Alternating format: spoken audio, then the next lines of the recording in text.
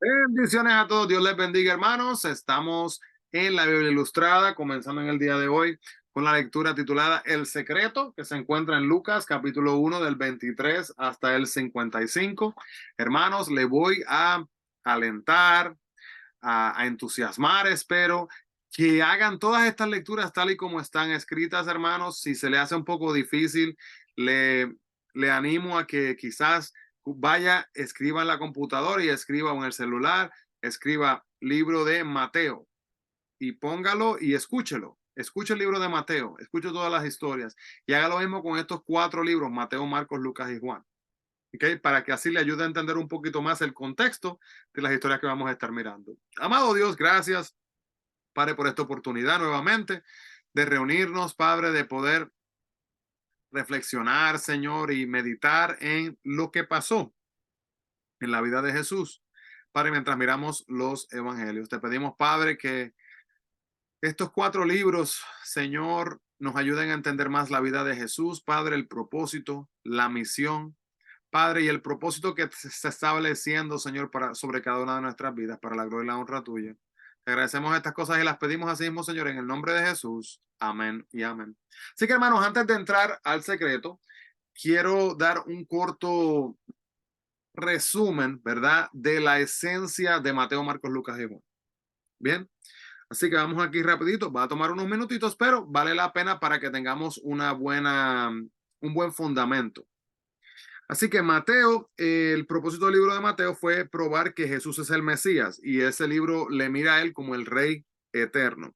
El autor fue Mateo, Leví, destinatario. Mateo escribió para los judíos, fue escrito entre los años 60 o 65 después de Cristo, perdón, entre 60 hasta el 65 después de Cristo.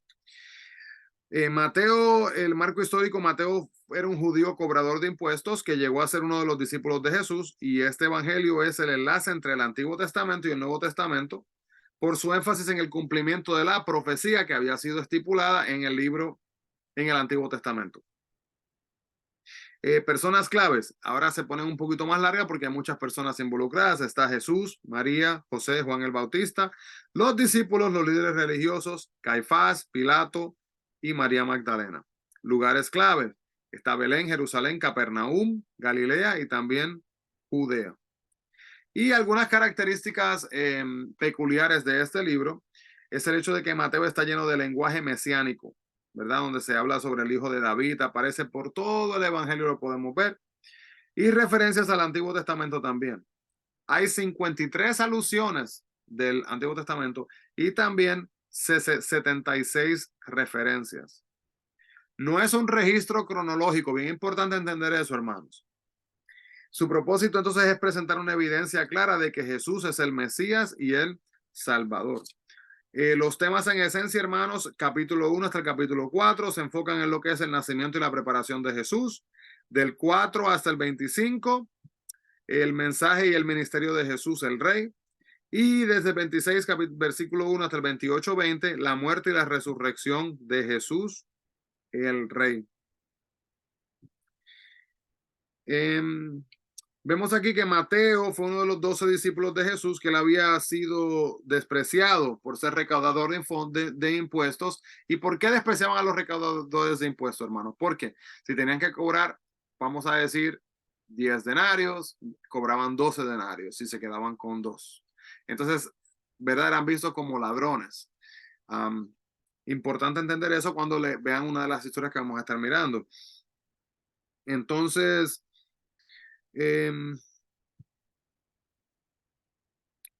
aunque él había sido despreciado, Jesús, ¿verdad? Tiene un encuentro con él, el hombre de Galilea, Jesús de Galilea, y le transformó. Ahora él cambió y Mateo escribe este evangelio para sus compatriotas judíos con el propósito de demostrarle que Jesús era el Mesías y explicarle lo que era el reino asimismo de Dios. Entonces él comienza con el relato de la genealogía de Jesús. Hermanos, el libro de Mateo capítulo 1 es uno de mis pasajes favoritos, de mis capítulos favoritos en la Biblia completa. Léalo y le cuento que la primera vez que lo leí no fue mi capítulo más favorito, ¿verdad? Porque hay muchos nombres, hermanos, pero qué maravilloso no poder ver las descendencias, como las diferentes profecías pasan y toman lugar y uno saber quién era cada persona para luego entender verdaderamente que Jesús sí vino del linaje de David como había sido establecido. Entonces Mateo comienza con la genealogía de Jesús, luego se dedica al nacimiento de Jesús y sus primeros años, también la huida de su familia a Egipto para evitar el asesino Herodes y su regreso también de Nazaret a Nazaret. Después que Juan el Bautista entonces lo bautiza, sufre la tentación en el desierto, Jesús comienza su ministerio público y escoge a sus primeros discípulos y enseña el sermón de la montaña, el sermón del monte, que es muy conocido, las bienaventuranzas, le dicen algunas personas. También entender, hermanos, que el ministerio de Jesús comienza a qué edad? A los 30 años, de 30 hasta 33, cuando es crucificado. Y Mateo entonces a continuación muestra la autoridad de Jesús al relatar los milagros de curar a los enfermos. Bien, vamos entonces a mirar acá, próximo libro. Tenemos aquí el libro de Marcos. El propósito del libro de Marcos es presentar la persona, obra y enseñanzas de Jesús. El autor fue Juan Marcos, pero no fue uno de los 12 discípulos, pero él sí acompañó a Pablo en su primer viaje misionero, como lo dice Hechos 13:13. El destinatario fueron los cristianos en Roma, donde se escribió el Evangelio. La fecha fue entre el año 55 y el año 65 después de Cristo. Marco histórico.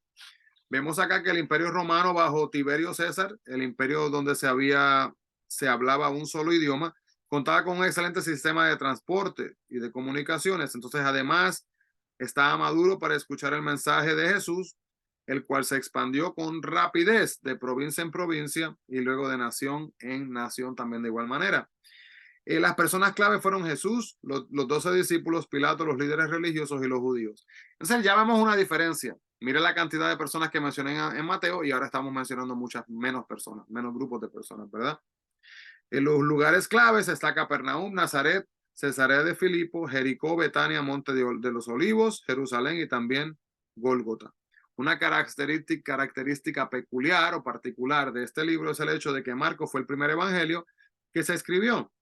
Y hay 31 versículos que no se citan en los demás evangelios. Marcos narra más milagros que cualquier otro de los evangelios. Así que ya aprendemos algo nuevo, que de los 4, Mateo, Marcos es el libro que tiene más milagros escritos. Podemos ver que Marcos no habla del nacimiento de Jesús, sino que él comienza su evangelio con la predicación de Juan el Bautista y de ahí pasa rápidamente por el bautismo de Jesús, la tentación en el desierto y el llamado a sus discípulos. Y Marcos entra de lleno al ministerio de Jesús en público. Podemos ver a Jesús enfrentándose a los demonios, sanando a un leproso, perdonando y sanando al paralítico, cuyos amigos bajaron ante la presencia del Señor. También vemos que Jesús llama a Mateo y tiene cena con él y sus cuestionables socios. Y este incidente inicia el conflicto con los fariseos y los líderes religiosos que le condenan, le critican por él haber comido, ¿verdad?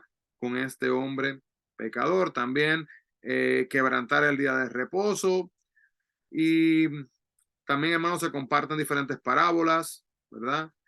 Enseñanzas de Jesús, la parábola del sembrador, la ilustración de la semilla de mostaza.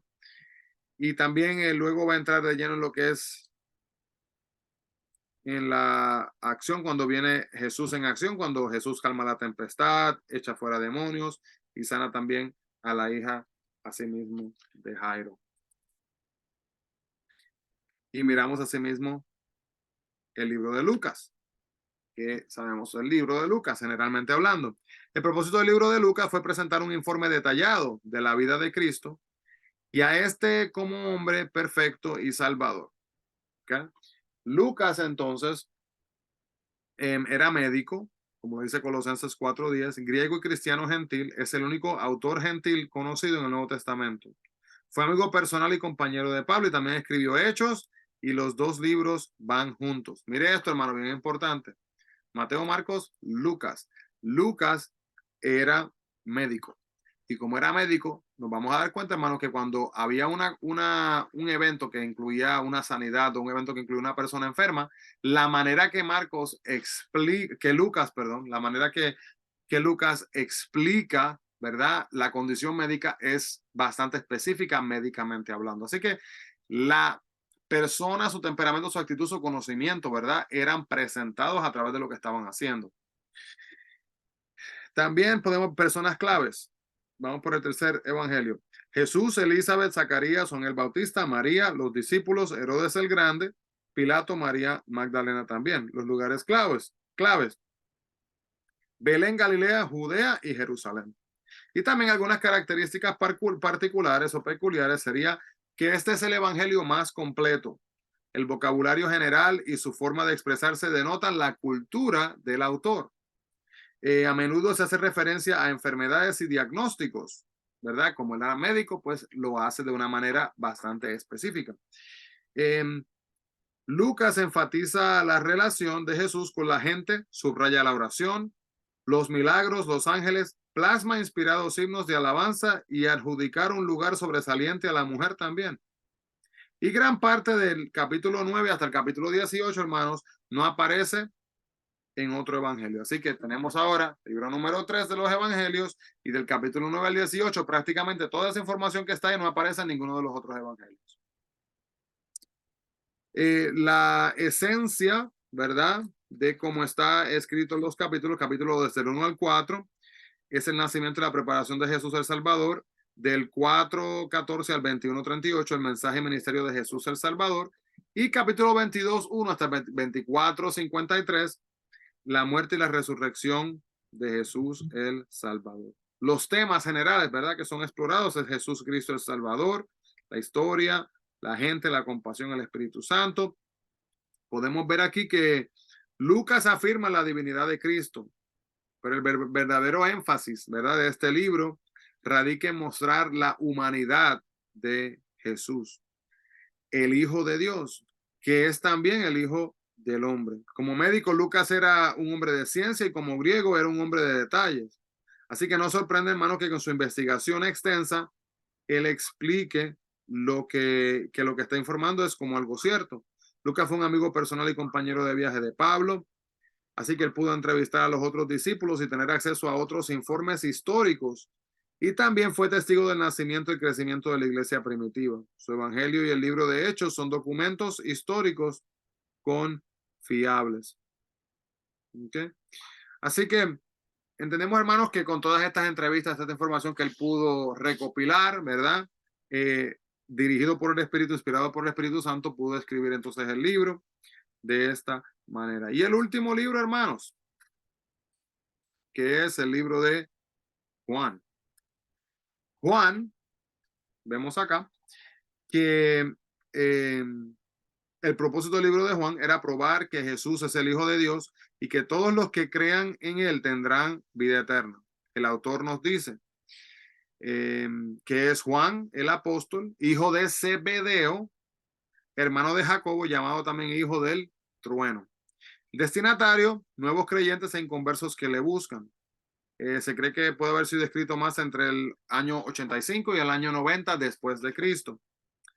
Marco histórico, vemos que es escrito después de la destrucción de Jerusalén en el 70 después de Cristo y antes del exilio de Juan en la isla de Patmos. Personas claves, tenemos a Jesús, Juan el Bautista, los discípulos, María, Marta, Lázaro, la madre de Jesús, Pilato, María Magdalena. Lugares claves, tenemos el territorio de Judea, Samaria, Galilea, Betania y también Jerusalén. Y datos particulares podemos ver acá. Podemos ver aquí, por ejemplo, el hecho de que de los 8 milagros descritos, 6 son únicos. Así que en estos 4 libros hay 8 milagros que son establecidos, 6 solo son mencionados en el libro de Juan. Como es el caso del discurso en el aposento alto, capítulo 14 al 17.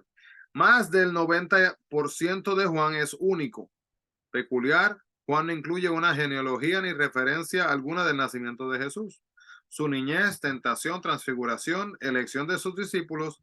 Tampoco hay parábolas, ni ascensión, ni la gran comisión. Así que ninguna de estas cosas las podemos ver acá. El resumen, prácticamente el bosquejo del libro es que capítulo 1 hasta el capítulo 2, 11, vemos el nacimiento y preparación del hijo de Jesús, perdón, al Hijo de Dios. También el capítulo 2 al 12, mensaje y ministerio de Jesús, el Hijo de Dios. Ahí es cuando Jesús enfrenta la fe y la incredulidad en la gente. Jesús enfrenta conflictos con los líderes religiosos y también enfrenta acontecimientos cruciales en lo que fue Jerusalén. Vemos también la muerte y resurrección de Jesús, el Hijo de Dios, cuando Jesús viene y enseña a sus discípulos y Jesús entonces termina su misión. Los temas generales: Jesucristo, Hijo de Dios, la vida eterna, creer y el Espíritu Santo.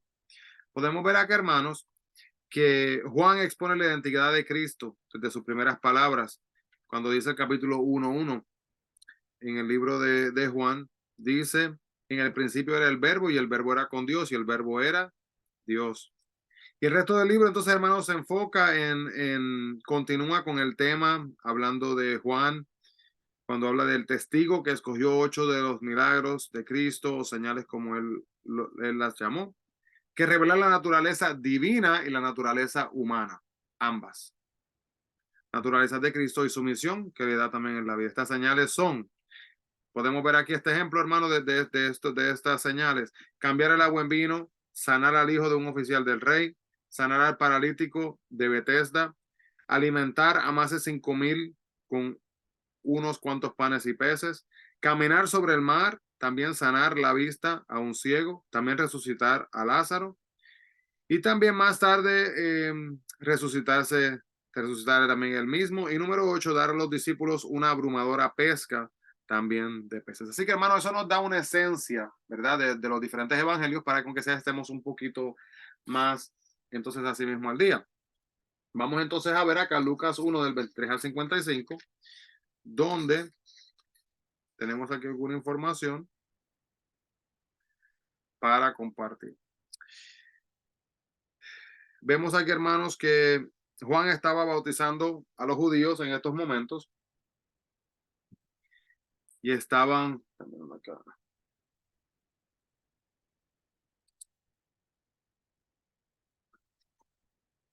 el secreto está en Lucas, disculpen. Pero estábamos mirando el libro de Juan, así que estábamos bien. Lucas 1, 23 al 55. Bien, tenemos entonces acá, hermanos, que se había hablado, ¿verdad?, de Zacarías, que había pasado. Pues Zacarías y Elizabeth era la esposa de Zacarías, eran personas fieles y aún así sufrían. Entonces, en ese entonces, algunos judíos no creían en la resurrección corporal, de modo que su esperanza de la inmortalidad estaba en sus hijos. Tener hijos era prácticamente la única manera de uno poder ser inmortal, entre comillas, en los ojos de la persona, porque mi memoria o mi esencia vive a través de mis hijos, ¿verdad? Lo miraban de esa manera. Entonces, además de hijos bajo el cuidado de los padres en edad avanzada, ellos agregaban también bienestar y posición social a la familia. Los hijos se consideraban una bendición y no tenerlos, escuche, se consideraba una maldición. Zacarías y Elizabeth, hermano, no habían tenido hijos por muchos años y ahora estaban demasiado viejos para esperar algún cambio en su situación. Se sentían humillados y sin esperanza, pero Dios esperaba el tiempo apropiado para bendecirlos y alejar su desgracia. Entonces, hermanos, entender esto: la mujer ya pasó el tiempo de dar a luz, el hombre ya pasó el tiempo de poder producir para dar a luz. Bien importante. Miren lo que sucede entonces acá. En el versículo 26, Gabriel no solo se le apareció a Zacarías y a María, sino también al profeta Daniel más de 500 años antes, en Daniel 8, del 15 al 17. Y cada vez que aparecía traía mensajes importantes de Dios. Sabemos aquí que Nazaret era el pueblo de José y María, estaban lejos de Jerusalén. Localizada más en la ruta más transitada, visitada a menudo por los mercaderes, ¿verdad? Y de ahí era la reputación entonces que estaba empañada entre los judíos. Entonces Jesús nació en Belén, pero creció en Nazaret. ¿Y quién iba a pensar que la gente de Nazaret lo rechazaría luego como el Mesías, aunque había nacido en ese mismo lugar? María era una mujer pobre y tenía características para la gente de su tiempo que la convertía en ser incapaz de que Dios lo usara prácticamente en tareas importantes. Pero Dios escogió a María porque para uno de los actos más grandes de obediencia que había demandado a alguien. La bendición de Dios, hermanos, no trae consigo éxito, fama ni favores. su bendición sobre María, el honor de ser la madre del Mesías, le iba a producir mucho dolor, mucha angustia, mucha aflicción, para que usted y yo pudiéramos tener acceso a la vida eterna. También Jesús guía a su pueblo hacia la vida eterna y el simbolismo de su nombre no se perdió en el pueblo de su tiempo, que tomó los nombres con seriedad y vio que eran una fuente de poder. El nombre de Jesús se sanó y también se echaron fuera demonios y se perdonaron muchos pecados. Entonces, siglos antes atrás, David Dios le había prometido a David que su reino sería para siempre en 2 de Samuel 7:16.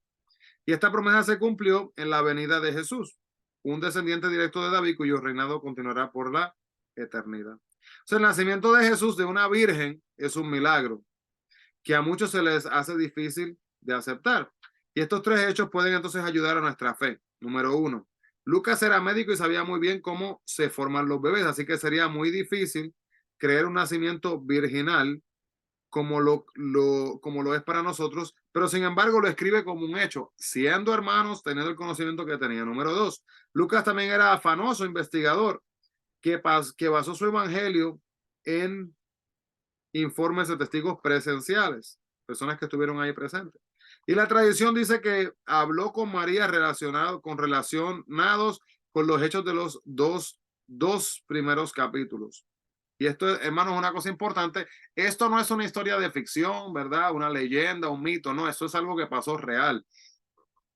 Y número tres, cristianos y judíos que adoran a Dios como creador del universo debieran creer que Él tiene poder para crear un niño en el vientre materno.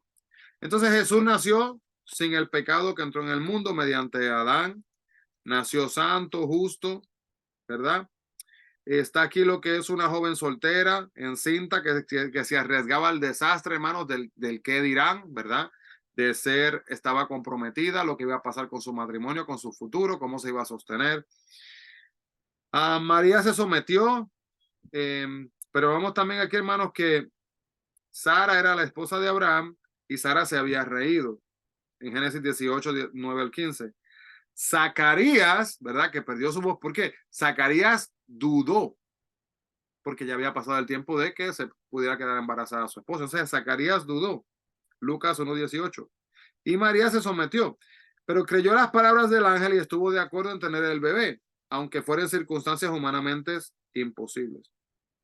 Pero podemos ver, hermanos, que al parecer el Espíritu Santo dijo a Elizabeth en el capítulo 1, 41 y 43, que el hijo de María sería el Mesías. Entonces podemos suponer, porque Elizabeth al saludar a su joven parienta la llama la madre de mi Señor. Así que podemos entender, ¿verdad? Y hacer esa conexión.